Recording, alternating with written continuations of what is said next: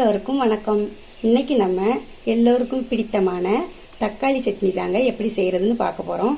இது இட்லி தோசைக்கு வச்சு சாப்பிட்ற அவ்வளவு டேஸ்டா இருக்குங்க. செய்யறது ரொம்ப ஈஸிங்க. வாங்க அதை எப்படி செய்யறதுன்னு பார்க்கலாம். ஃபர்ஸ்ட் தக்காளி சட்னி செய்யறதுக்கு தேவையான எண்ணெய் சேர்த்துக்கலாம். எண்ணெய் நல்லா சூடாயிருச்சுங்க. இப்போ இது கூட ஒரு ஸ்பூன் உளுந்தம்பருப்பு. இது கொஞ்சம் நல்லா பொரிஞ்சு வரட்டும். கூடவே ஒரு பெரிய பல்லாரி கட் பண்ணி எடுத்துருக்கேன், அதையும் சேர்த்துக்கலாம்.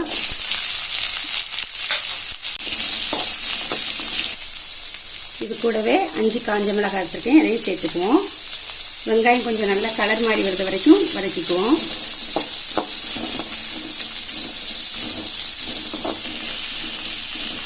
இது கூடவே ஒரு 6 பல் பூண்டு சேர்த்துக்குவோம்.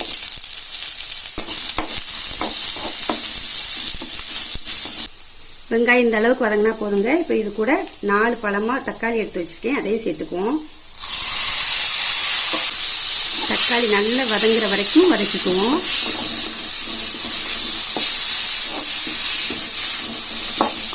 இதுக்கு தேவையான உப்பு சேர்த்துக்கலாங்க. கல் உப்பு தான் போடுறேன். உப்பு சேர்த்து செய்யும்போது தக்காளி குயிக்காக வதங்கி வரும்.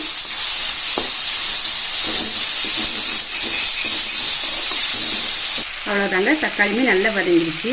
இப்போ கடைசியாக கொஞ்சமாக கருவேப்பிலை, கொஞ்சம் மல்லி இலை, ஜஸ்ட் 1 நிமிஷம் வதக்கினா போதுங்க.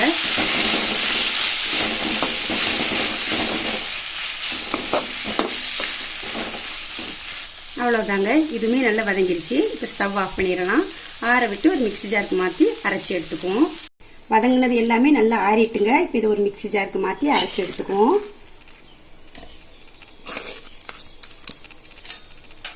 இப்போ இதுக்கு கொஞ்சமாக தண்ணி சேர்த்துக்கலாம். இப்போ இதை நம்ம அரைச்சிட்டு வந்துடுவோங்க. பாருங்க, இந்த அளவுக்கு அரைச்சா போதுங்க. ரொம்ப ஃபைன் பேஸ்ட்டாக அரைக்க வேண்டாம். இப்போ இதை ஒரு பவுலுக்கு மாற்றிக்குவோம். மிக்சியில் அரைக்கிறப்பவே உங்களுக்கு தேவையான தண்ணியை சேர்த்து அரைச்சிக்கோங்க. இப்போ இதுக்கு ஒரு தாளிப்பு கொடுத்துடலாங்க. தாளிப்புக்கு கொஞ்சமாக எண்ணெய் சேர்த்துக்கலாம்.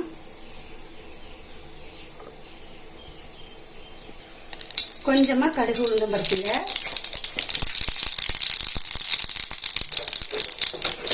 இது கூடவே ஒரு காஞ்ச மிளகாய், கொஞ்சமா கருவேப்பிலை.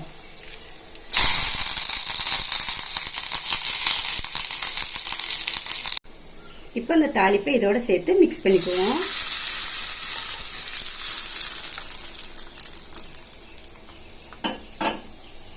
அவ்வளோதாங்க, சுவையான தக்காளி சட்னி சூப்பராக ரெடி ஆயிடுச்சு.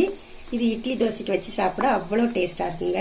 இந்த சட்னி நீங்களும் உங்கள் வீட்டில் செஞ்சு பார்த்துட்டு எப்படி இருக்குன்னு கமெண்ட்ல சொல்லுங்கள்.